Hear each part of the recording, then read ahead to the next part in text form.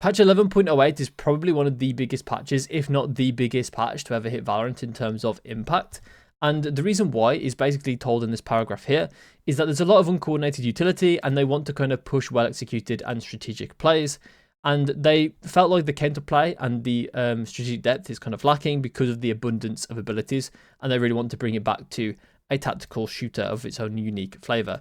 So I do think that this is a pretty good patch to do that, but I'm not sure if it's really going to hit in the way that they are aiming it to. I'm just going to talk about some of the more nuanced things. I will obviously talk about the general things too. I think there might be some things that other people have kind of missed that I want to talk about. I think there are some important things to talk about that not many people really are talking about, some of the nuances and other things that kind of get left behind on this patch because of how, I guess, divisive it can be or how aggressive it is with a lot of its changes. And some of the smaller changes or some of the knock-on effects are kind of getting left by the wayside. So I kind of want to talk about those. So first we've got kind of like a standardization of near sights, concusses, and stims. I think the stim one is not really that important. It wasn't really needed, is what I mean. Because I feel like stims are one of those things that don't really happen to the other players, right? You don't really inflict them. You kind of just get them. So I feel like this was the one that you didn't really need unification for, especially because of the way that it's kind of impacting people.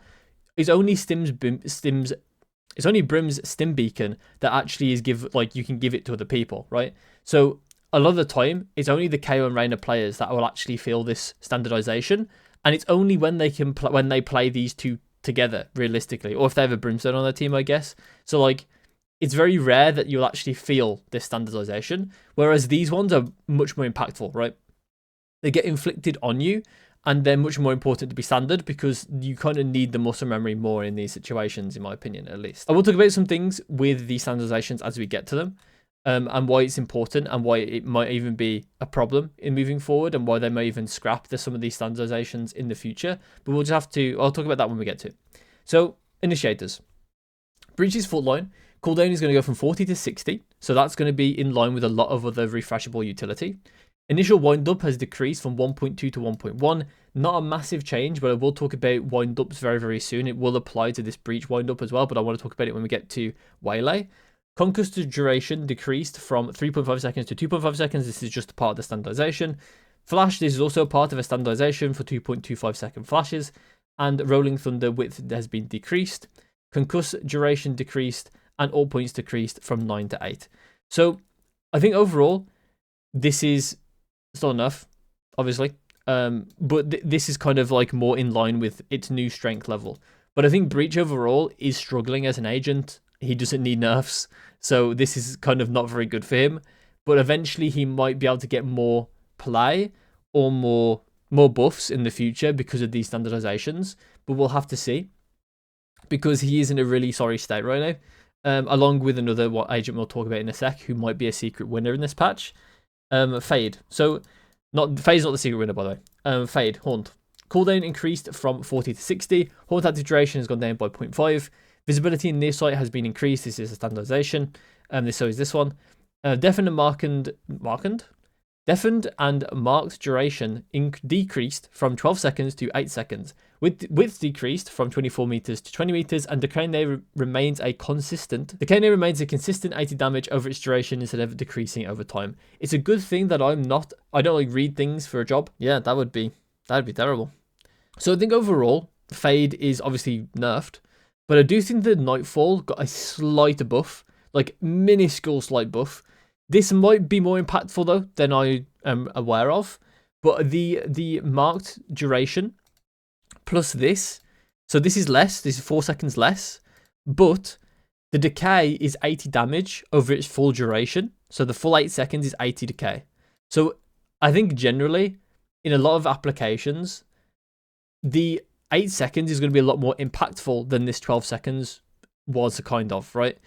It is much better to have this line, to have this like effect, than it is to have like the slow decay, like gradient, basically. So yeah, I think Fade is going to be, her royalties may be marginally buffed, but it really depends on how good the width, or how impactful the width decrease actually is in certain aspects, in certain parts of the maps. But I imagine it's not too bad in comparison to, in my opinion, this buff line here, I think is actually pretty good for Fade, unless I'm misinterpreting it, but I'm pretty sure I'm not. So Gecko, general cooldown upon reclaim increased from 10 seconds to 20 seconds. So this had to happen because 10 seconds versus 60 seconds is such a cooldown canyon that it means that Gecko will just have way more abilities than everyone else. And I think that Gecko might have been like the proprietor of this a bit, or like he may have just been the one that kind of pushed a lot of the abundance of abilities forward, along with the Yoru as well. I think both those agents have really pushed what is like a correct amount of util for a round. So it really, really pushed down agents like Skye, who only didn't have cooldown, basically. And it's funny enough that she's not getting her cooldown back, to be honest. Like for the 6-second one, she should probably have it back, realistically. But we're not talking about Skye, we're talking about Gecko. And I think that this is actually more reasonable with the 60 seconds. But I think he's still in a secretly good state with these 20 seconds. I think aggressive teams like PaperX or DRX might actually want to use the Gecko because of the amount of util you can get and the more aggressive you can be throughout the round, because you can use more of his util to take space. So I do think that Gecko might be secretly a winner in this patch, because he's going to have just the most util out of anyone. Wingman had a health decrease, so on the surface it doesn't look that big, but it does help ecos. But one thing it also doesn't say, or like is not very obvious, is that the Vandal used to do 80 damage in 2 bullets, right? It still does. And the Phantom doesn't always do 80 damage in 2 bullets, right? It does what? It does 72. So it means that now the Phantom will kill Wingman in 2 bullets, like the Vandal will. So it does mean that the Phantom and the Vandal will kill the same bullets, but it means that the kill time is faster on the Phantom. And I think it maybe already was, or it was very similar, but now it's very clear that the Phantom is going to kill the Wingman first. And that's the same with the Thrash as well, by the way. You save 1 bullet from the Phantom, as well as being the faster time to kill on the Thrash. So if you're against Gecko, it might be worth buying Phantoms, just to deal with these Thrash and Wingman a lot better, a lot more consistently than the Vandal. Because it's just a standardization, that's completely fine. It's whatever. It's just a standardization. It is technically a nerf. I think most of the stuns have actually gone down because they were quite high durations. And I think it's quite a good thing, because it means that you do need to actually use your stuff more strategically, right? You have to think about when you're actually going to stun, and within that stun time, is someone going to take that fight? So I do think that lowering stun duration is a pretty good way to kind of incentivize that kind of stuff.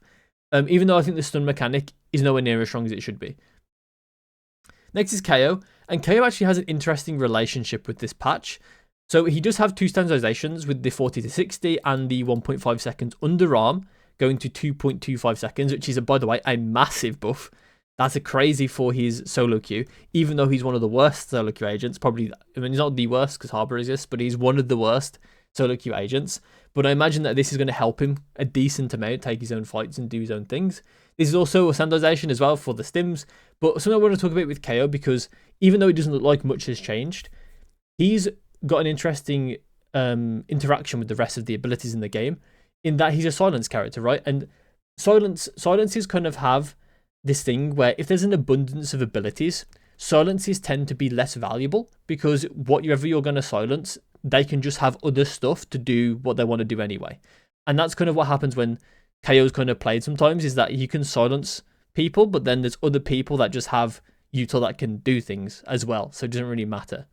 But in this scenario, or like in this environment that's going to be made, KO becomes a lot more valuable because of how more thoughtful and how much less util there's going to be overall. It means that timing a good knife and timing a good silence with his ult as well is actually more impactful, because there's going to be less util to kind of fall back on. And overall, should mean you're most of the time, right, you're going to be hitting more important abilities with your silence than before, because there's just less abilities in the game, and therefore more chance you'll hit the more important abilities. So that's something that's good for KO, and obviously you have the Flash as well. So KO is definitely in a buff state right now. We will probably see him get played more. I'm not sure if we will see him get played that much. It depends on the map pool and what people want to play on this map pool, because Ascent is like by far and away, at least in my opinion, his best map. So with it gone, don't know if he's going to see that much play, but he might do on other maps. So we'll have to see. Maybe Pearl, but we'll see. So especially with the new B site. Sova Recon Bolt has gone up from 40 to 60. It's a standardization. It makes sense. One of the most important things, especially actually talking about Gecko as well, is that there's a big thing with taking space with the timers, right? So if everything's 30 seconds, it was actually originally quite hard for some teams to fit Gecko into their strategies because they were going off the 30-second, 40-second timers, right? With the Omen Smoke, the Silver Dart, and the Sky Flash. That's what they were doing a lot of the time. But now, it's going to be 6 seconds, right? So this type of standardization is not that effective to an individual agent. It doesn't really affect them individually. It affects the whole state of the game. So what this actually does is sort of shows the underlying statement of the patch, which is we're going to slow down the game, in my opinion. And I think that this is going to be, there's like two things that are going to happen from this patch, that could happen from this patch, or may happen together, may happen individually. The game is going to slow down. The game is super likely to slow down because there's just going to be less util to take space, and there's going to be more risks being taken because there's going to be less certainty in your ability to take places in like mid-round and things, right? So I think the game is going to slow down. There's also the flip side where the game could speed up quite drastically because you can't rely on multiple uses of an ability, so you only rely on one. And therefore, they're going to use that one to then try and take the site the fastest they can, right? So it's either going to be very, very fast or it's going to be very, very slow. And I think that's what we're going to get from this patch. And we might even get both at the same time in stylistic differences from other teams, or even like solo queue to ranked, right? Oh, sorry, ranked to pro play. Is that ranked is going to be very, very fast and pro play is going to be very, very slow. So we might see stuff like that. And I think that this change is the one that kind of encapsulates that, at least to me. Because Sova didn't receive any changes other than this standardization, right? Which basically just blatantly shows that the game is going to get slower. Or at least it's going to be slowed down, and therefore could be made very, very fast due to the one ability use. So then we're going to go into duelists. So the first duelist is ISO with a kill contract length decrease, which I don't think is too impactful. It might be impactful in some certain situations, but I don't have enough map knowledge of ISO with his ult to know how this actually impacts him fully. I'm not sure if it does impact him. I'm not sure if it is very impactful, like in a meaningful way. But it probably does impact some situations. But I don't know which one specifically. I don't know if this makes him viable, non-viable on some maps, or non-viable on some maps. Wouldn't make him more viable, would it? But it would make him. I'm not sure if this would actually make or break him. I don't think it would. I think it's just they want to like decrease the amount of space, that like amount of value in terms of space that people can get, I guess, is what I would imagine this is for. And also it makes it a bit more thoughtful because you can't just hit a bunch of things. You kind of have to take a bit more space to then get maybe some things you want. So maybe in those situations, it might be something that ISO has to take a bit more space to actually get use out of his call contract. But I don't know without actually seeing it, to be honest. Someone with maybe more ISO experience may know that more. So next is Neon, and Neon's high gear changes allow Neon to make more significant timing breaks, but will require more thoughtful resource management. So basically they have higher battery, so they can go for 16 seconds in a row instead of 12, or like in one sprint. But the battery recharge has gone up by 3 times, right? So it's 20 seconds to 60 seconds, which is pretty drastic for the amount of kind of buff it got. But I do think like, I'm not sure exactly if there's any good new timings that come from this. Maybe there is, in like breaks, like broken up, like a space of like 10 seconds and then a space of like another 3 or 4, which the 12 seconds may not be able to achieve. Or something like that along those lines, right? I don't know 100% if this sprint time is going to be massively impactful, but I do know that this is going to be massively impactful because this 12 seconds was reoccurring a lot more, right? So overall, we're getting way less sprint uptime from Neon because 60 seconds, so it would have been 20 seconds per 12, but now it's 60 seconds per 16. So it's a lot worse, right? Because this would be technically the same conversion rate. It would be 36 seconds every 60 seconds. So you're losing about 20 seconds per round, right? Of total, like potentially, right? Like per cooldown, if that makes sense. So it's like pretty insane the amount of time loss you get on the Neon. And I think this affects. It might affect defense Neon a bit more in terms of mobility across the map and being able to appear in multiple places at once, kind of, or like cheat that time. So I think this is actually more impactful maybe to the defense of Neon than the attack, but it is also kind of impactful to attack in slower rounds or fakes. Just so she can't appear in multiple places as fast. Relay Bolt has just been standardized. Reina Lear. The Lear has gone down again, so this is like a standard decrease, I think. So that the Phantom and the Vandal are a bit more... I think the Phantom is just going to have the edge against Destructibles now. Generally, I mean, it already kind of did, but the Phantom has now got better versus the Destructibles. And now Empress, which is just the stim standardization, and that's that. Waylay, Saturate, Hindered Duration has gone down from 4 seconds to 3. Not massively impactful, but can be quite important because of the Waylay Yoru. The Waylay Yoru duo might actually see this as a bit of an issue. Like it's going to be harder to coordinate. Basically, you have 1 less second of like leeway. It's hard to say leeway and waylay in the same sentence. You just don't have that extra second of leeway, where you have so you have to be a bit more coordinated with when you actually go in with the Yoru. So conversion paths. So this is where I want to talk about something with the wind up. So Ultimate no longer spawns an after image of Waylay, and she is no longer pushed back when casting. So what this basically means is you have to sit there and cast it, and for the full duration. So you can't just like half go out with it already being cast, if that makes sense. So you don't have that extra like 0.5 seconds or that extra second to then go out and get ready, like ready your jump and that kind of thing. You can't hit as hard or like hit as fast after your ult has gone off. Ultimate now briefly restricts aim rotation and movement speed, similar to Breach's Rolling Thunder when casting. So this is kind of helpful in terms of like quality of life, where you don't accidentally move away your ult and things. I'm pretty sure this is just aimed at making sure you actually land it in the exact position, because I had a couple times where I would use it and then it would rotate after I pressed the button, right? So I think now it no longer does that. Next is the hindered duration, which is 7 seconds to 6 seconds. So we're just generally making Waylay hit a bit less hard and be a lot less, bit less forgiving if you don't go in with it. The initial wind-up has decreased from 2 seconds to 1 second, with its decrease from 18 meters to 13.5 meters, and decreased movement speed buff on the ult by 5%. So just generally just slowing down the Waylay, making her generally less impactful when she actually uses her ult. The thing I wanted to talk about was the wind-up decrease, because so this is something that a lot of people don't really think about when they talk about like seconds translating into distance, but I want to kind of break it down a tiny bit, where essentially imagine you have the Waylay ult, and then you have like bars coming down it, right? So the 2 bars on either side would be 2 seconds worth of travel time for the player, right? That's getting hit by it.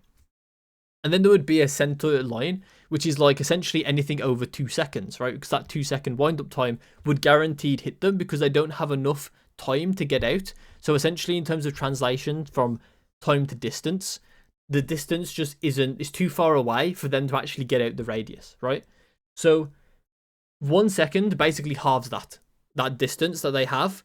So basically it's doubled the dead zone. So it's doubled the amount of space in the middle of the ult where you can't get out of it, essentially is what's happening with that initial wind-up thing. And the same with the breach one as well. It's just added an extra 0.5 onto the dead zone on each side, is essentially what it's done.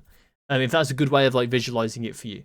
But yeah, that's a good way to visualize it for me. That's how I kind of see it when I look at these types of changes. When I look at even changes like movement speed stuff like this, decreased movement speed buff on the ult, it basically just shows to me like it's less distance traveled based on the amount of time the buff lasts for. So she gets whatever 5% less movement speed is worth in distance, essentially, is what she would get on this. So I always break it down in that sort of translation because it can kind of help me visualize what it looks like in game. Just so I thought I'd throw that in if anyone would have find that helpful. So Yoru Gatecrash health has decreased from 60 to 20, so it's one-shottable by a classic. Audio now plays from Yoru's location when Yoru teleports or fakes it. So a lot more clarity on where Yoru is actually TPing from, or importantly, if he fakes it, you know where he faked it from. So now it gives the enemy 2 options instead of infinite options, with one being the most likely, right? It was like one of those, you know how you have like the 3 choices, like the 3 doors, and then the person says pick 1 door out of the 3. You want to pick a winning door, you pick 1, and then the host asks if you want to like change your answer, right? And you always change because it's a 66% chance that you would pick the right door, right? Because Yoru teleport, sometimes it would be like they would fake it, and then so your most likely answer of where Yoru would be, which is usually with the TP, that's like the only information you would have usually, or like sometimes, depending on like footsteps and all that kind of stuff, or what he's doing.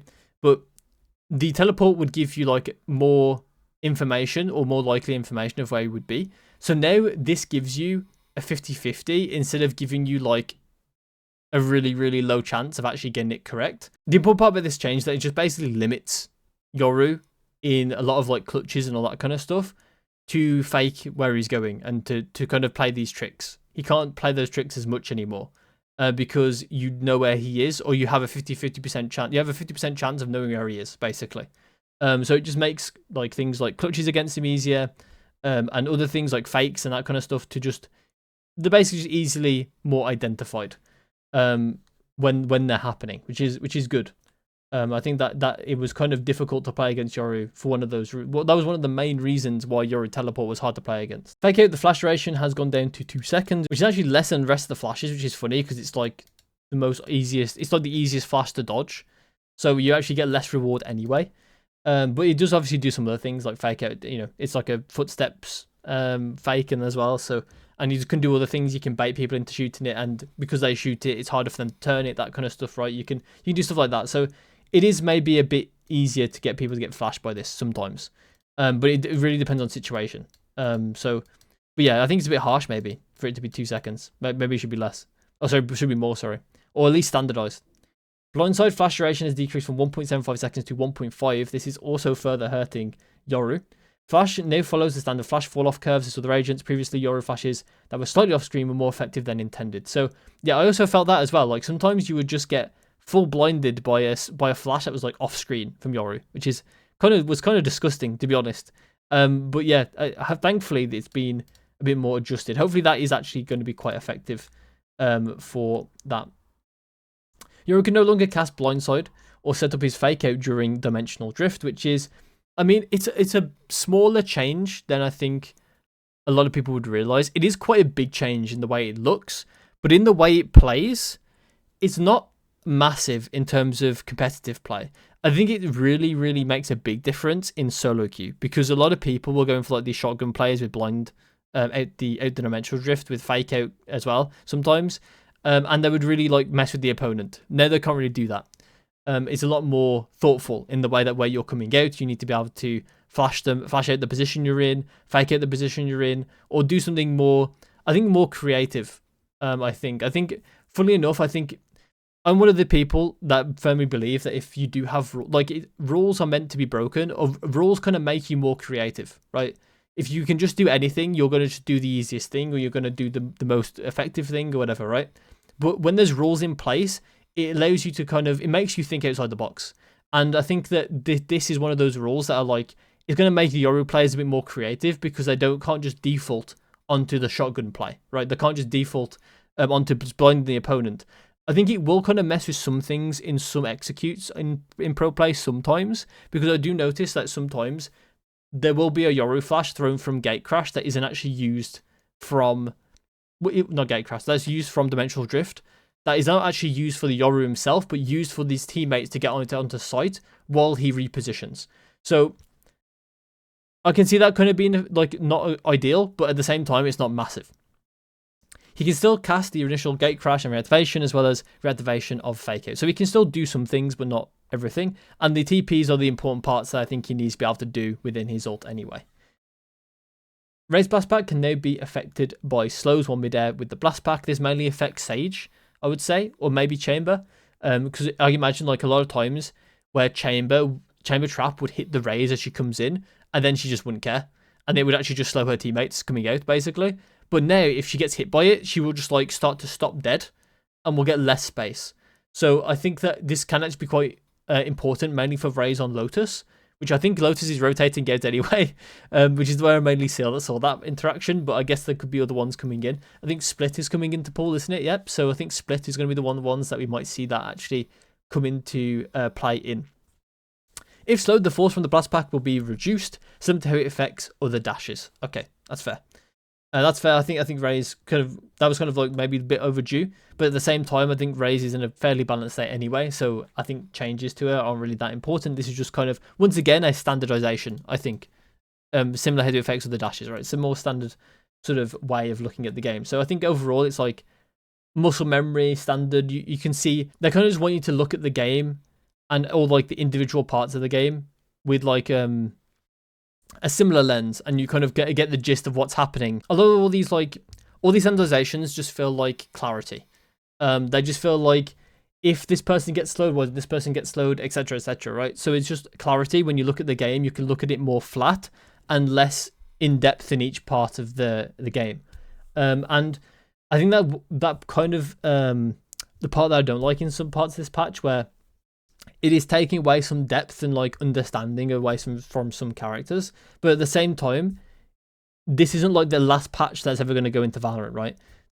This is like giving them space to innovate on the characters more, because they have created these standardizations and therefore can use those standardizations to then use as a springboard to then impact other parts of the kits of the agents, right? I think that's quite a good way of looking at it, but I do think that sometimes it could be something they have to break, which I'll talk about more. I think I'll talk about more very soon. So Astra Gravity Well, fragile duration decreased from 5 seconds to 2.5 seconds. Cooldown increased from 45 to 60. I don't think this is a massive impact. Like the cooldowns for Astra, I don't think they're massively impactful because they were already quite similar anyway. But I do think they're a bit harsh for how Astra sets up. So I do think they're a bit harsh, the cooldowns are. But I think Gravity Well should probably be 60, but I'm not sure about Nova Pulse. I think Nova Pulse can actually stay at 45 or maybe like 50, somewhere around there. I don't think it quite needs to be at the 60, but sure. In terms of standardization, sure, completely fine.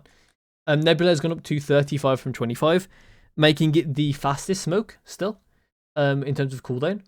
So it might be we see a lot more Astra. Especially with Pearl coming back as well. We'll probably see a lot more Astra. Brimstone Stim Beacon, just standardization. Omen Dark Cover, 30 seconds to 40 seconds. It's not quite the fastest smoke, but it's there. It's pretty much there, so that's pretty good.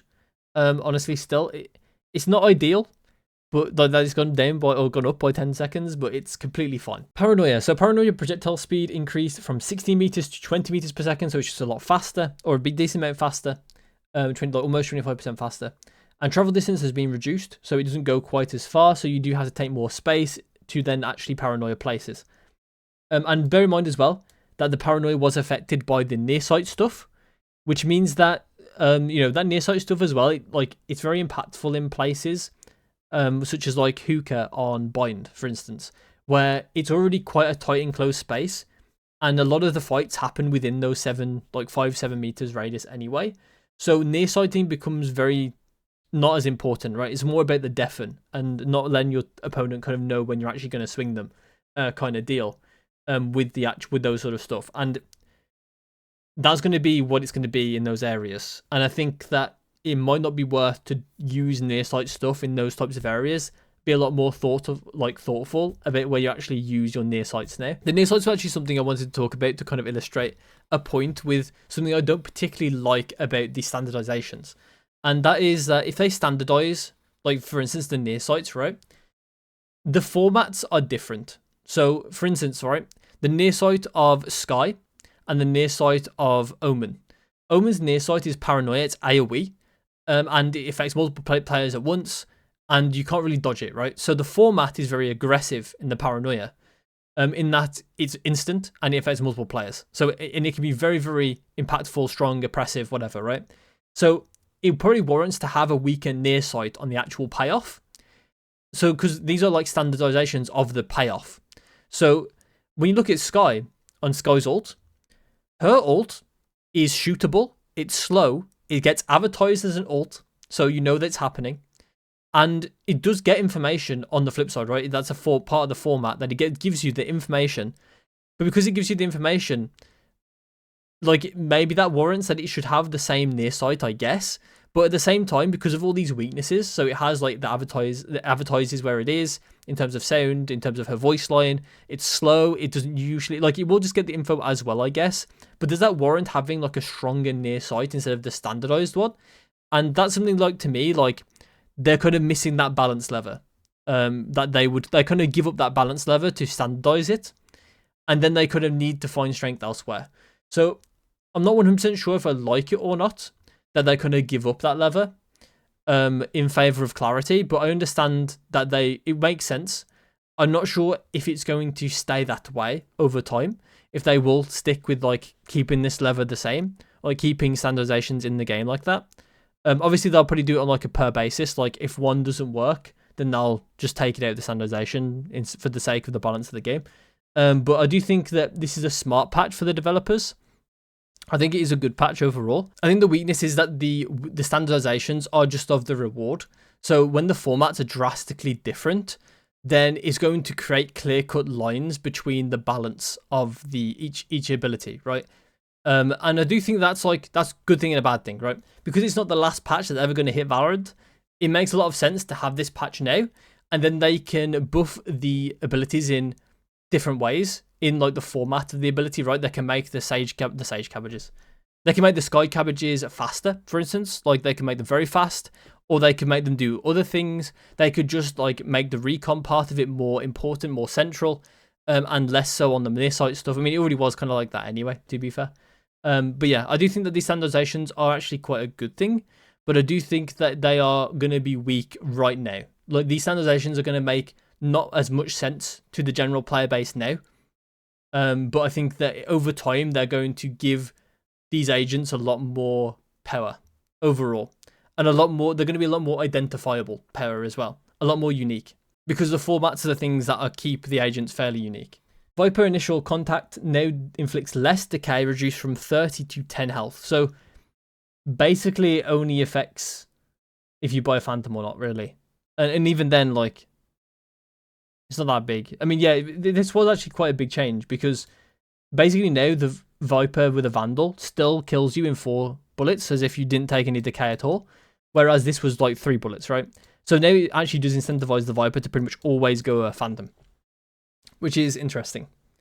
Next is Sentinels. So we start with Sentinels with Vice, and honestly, the first change is so good.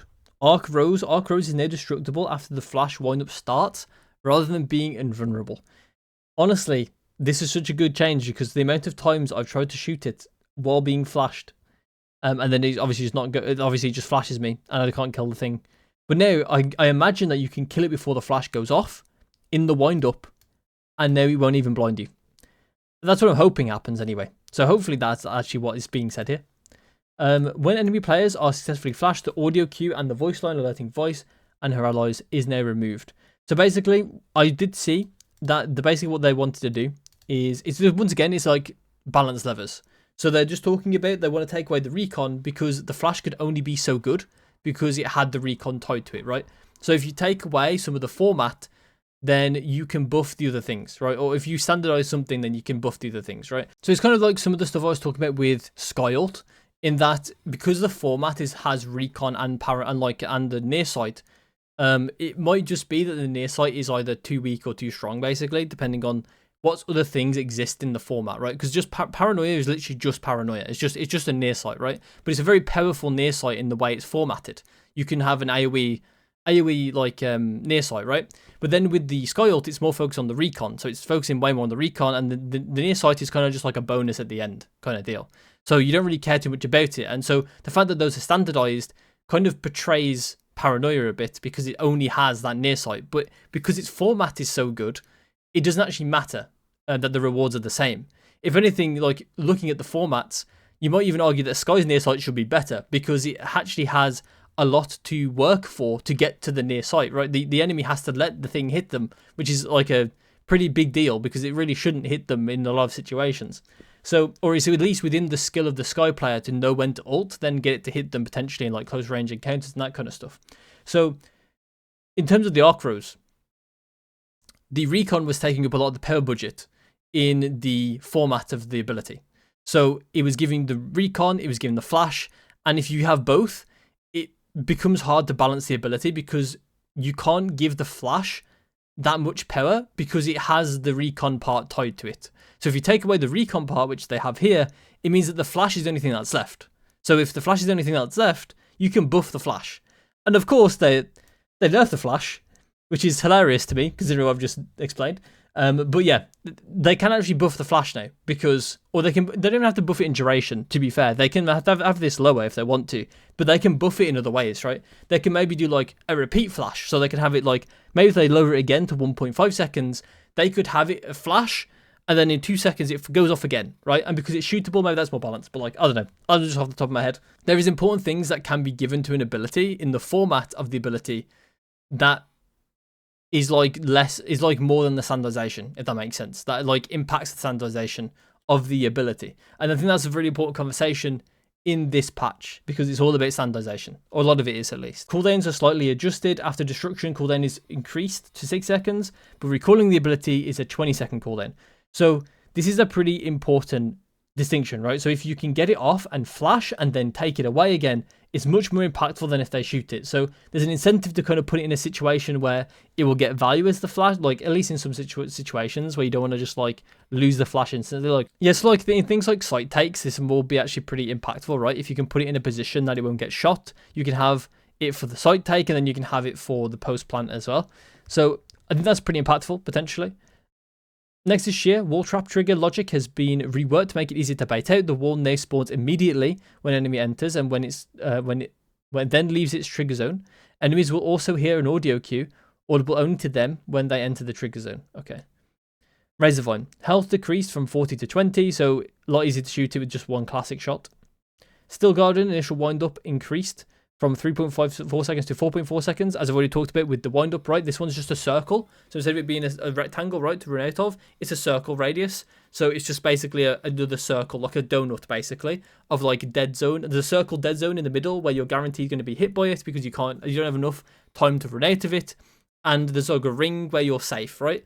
So there's basically that ring is being extended, whatever like 1 second is on that ring, basically.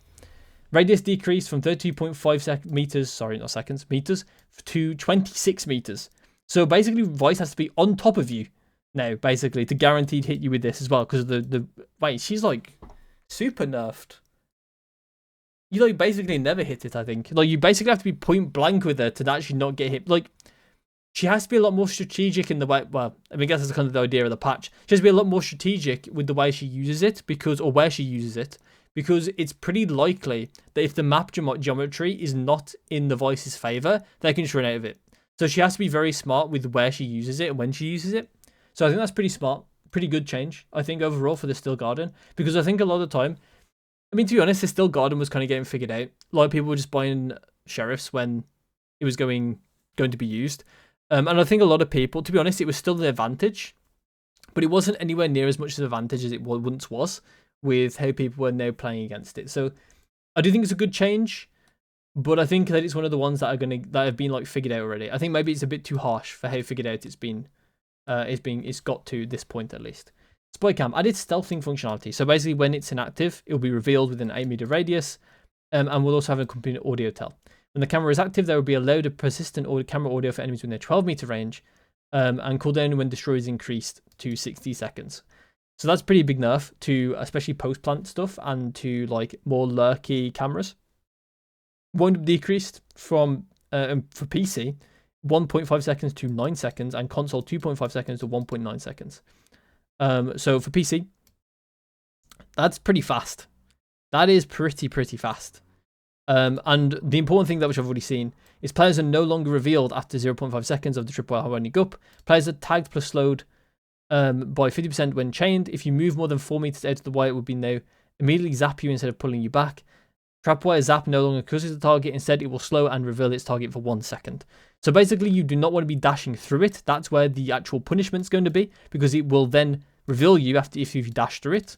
So it's going to be important for the Cypher to put it in places where the Jet or the Raze or whoever is going to dash, Waylay, they're going to dash through it. That's going to be the big thing for Cypher, is that he wants to put it again. He wants to be using it against dash agents or Raze that can go quite fast through his trip. Not necessarily Raze, because Raze can go destroy your things, but you know what I mean, right?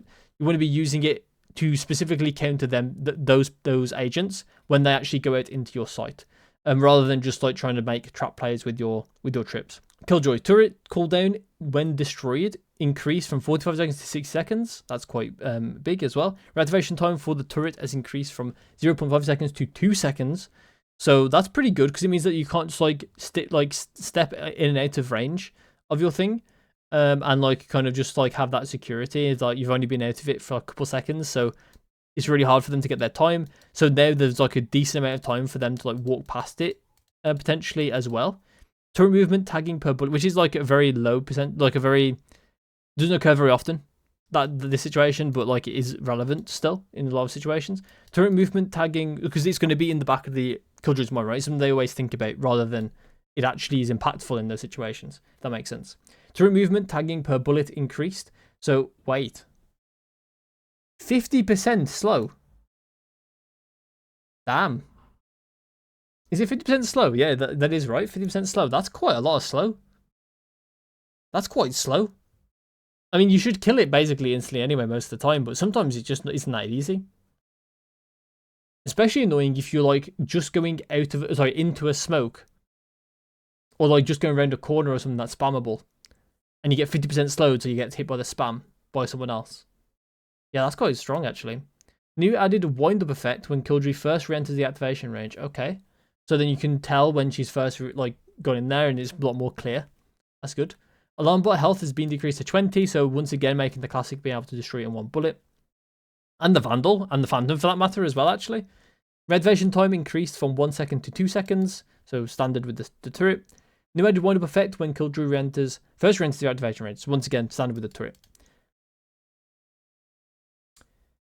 Deadlock Gravnet cooldown increased from 40 seconds to 60 seconds, that's fine. Just once again standard. Barrier mesh cost reduced and the health of smaller nodes decreased. So this is like in line with this. So it's just making it so because this has gone down. I think they might be worried that the game is too slow, and that's the reason why as well Sage got this as well. I think they might be worried that these would slow down the game a bit too harshly with how long a lot of the timers are. So this is like a preemptive change, is that the game is maybe a bit too slow. And this is like doing a lot more, there's a lot more value going on with how long it takes to get through some of these segments. Yeah, because this is like an extra like 5 bullets for the Vandal, right? That from 600 to 800.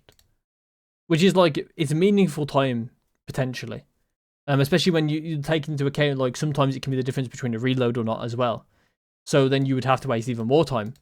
So I imagine like, and the same here as well, right? This is not as drastic, right? It's 90, so it's like what, like 3 bullets for the Vandal. So it's not like as drastic, but it can be depending on weapon, depending on round, depending on like positioning, like situation. Like you can't just kill this for free potentially because you get shot if you want to try and kill it. So like there's a lot more time being wasted in context as well. Like if Sage on top of the wall, for instance, as well, even more time wasted because you got to be careful that she's not going to peek you when you start shooting it. Like all these types of things are going to be important to delay. So it's good that these things have been preemptively nerfed. Castration has been decreased in standard for the standard. This is actually quite a big change because it means you get ghost and barrier orb, so you can do more like grim type wall stuff as well with the Sage. And fortification delay has been reduced, so it fortifies faster. So if you put it down, it's a lot faster for it to get to full HP. Which makes sense, to be fair, because 3.3 seconds with 600, I imagine you can kill it quite quickly. So this makes sense. If you see her put it down. To be fair, you might be able to still kill it within the 2 seconds quite quickly. But it's probably about the same. But that's pretty close. And map update. So I won't go over the map updates in depth here. But what I will say is that I really like the look of the changes.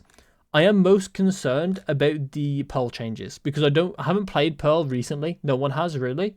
So I'm a bit more concerned about them because I don't quite know how they're going to play because I don't really have the recency of Pearl. But I do have the recency of Abyss, and I do think that Abyss. I do think that Abyss. These changes look a lot more promising than the Pearl ones. But I could be wrong. The Pearl ones could also be quite good. I mean, they look quite good. I just don't quite know how they're going to actually play yet. Obviously, I'll go more in depth in this stuff in the map video. I'm not exactly sure how long this video is going to be if I go over the maps, so I'm going to leave it to the next video. So yeah.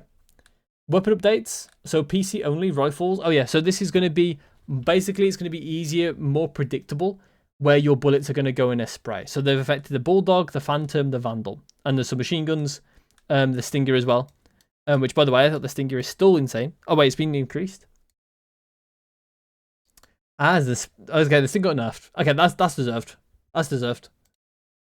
And the Spectre's been buffed. Okay, yeah, that's fine. Yeah, because the Spectre is worse than the Stinger. The Spectre is worse than the Stinger, and it's 600 more. Like that should just not happen. Or like 500 more. It should just not happen. So I think that it's good that the Stinger has received some nerfs. Because I'm a Stinger demon. I basically never use a Spectre. It's just not nowhere near as good as Stinger. But yeah, it's good that they've changed those, even though I am a Stinger abuser. This is Riot Mobile Authenticator. I think I've already got that anyway. That's fine. Gameplay stuff. Playability like sensing previews when placing it on a map's cool. Play behavior updates, rank manipulation, reporting category, Premier updates, which I'm not looking at, and there we go. So yeah, that's it for the patch rundown. I think overall, I'm pretty positive on the patch. I think it's a good stepping stone because there's no competitive stuff going on, like ranked tournaments, whatever. No, not ranked tournaments. Competitive play, like actual tournaments going on. Obviously, it's like the best time for them to make changes like this. It's kind of reassuring that their first patch that isn't going to be affecting pro play is massive, and has all these changes, because that shows to me that they're willing to like change the game and make it as good as possible. And, you know, in some ways, like they might feel like they're going to be wrong on some of these changes, and they might revert some of them, even if they are standardizations. Like some of these standardizations, like cooldown stuff, some of them might just be straight up awful, and they might only be able to save with the cooldown. And there's no format that could save it. So like for instance, like Gravnet, right? Maybe there's no format that can save Gravnet, so then they lower the cooldown. Again, that kind of stuff, right? I don't think they're going to be too set in their ways with the standardizations. I think they are just going to be springboards, they're going to be stepping stones that might eventually be broken if they so choose to do that. I am concerned with the pace of the game if these do reach competitive, like competitive play, like pro play, like this. But we'll have to see. I think it's unlikely that any of these, like this patch in its like entirety, without any changes on top of these, will make it to pro play in January, untouched. I think is super unlikely. So to like talk about pro play now is kind of, you know, hubris. But I think in terms of solo queue, I don't think it's going to affect a massive amount, because I think that a lot of people never even got to their 40-second cooldown anyway. So I think that getting to the 6-second cooldown is going to be the same as 40 seconds for most people. For me personally, like it depends on round. Like sometimes there are going to be rounds where I don't use my stuff instantly, and then it ends up being retake sim, so then I don't use it anyway on defense, right? So I want to save my recon for when they come out onto site, for instance, and then it's a retake anyway on the other site, and my teammates are like all dead, and I'm like, we're trying to like retake 3u5 or something. And in that case, like I'm not going to use my second recon regardless, even if I find it right at the start of the round. So like sometimes it just is that way, and a lot more of the time it's that way in solo queue. So a lot of these cooldowns aren't really that impactful anyway. So to me, I'm positive on this patch. I do think that overall it's a good patch for a stepping stone patch. I think that it needs to have changes on top. I am concerned for the competitive play, for pro play, if it sees the light of day like this in terms of the speeds of the game. And I'm more concerned that we're going to just have a snooze fest meta when it rolls around. In comparison to the meta of champs, that would be a massive disappointment, in my opinion. So hopefully they know what they're doing, honestly, and they are ready to make changes when it's not going to be satisfying, or if it is satisfying, then I guess they're just like 5-head. Okay, so that's it for the patch notes rundown. I'd love to know what you guys think about the patch. If there's good things, bad things, what you think is good, what you think is bad, what you think needs changing, all that kind of stuff, please comment below. If you want to see more content like this, then please subscribe. This is a very long video, even for me. I used to make massive guides. I think I've got like a 40-minute guide on my YouTube channel still. But these are like, in recent time, I haven't had too many long videos, but this one, I'm only making it longer by yapping now, but like quite a long video. But if you want to see more like this, then please subscribe. It helps me out a lot, and I'll see you in my next one.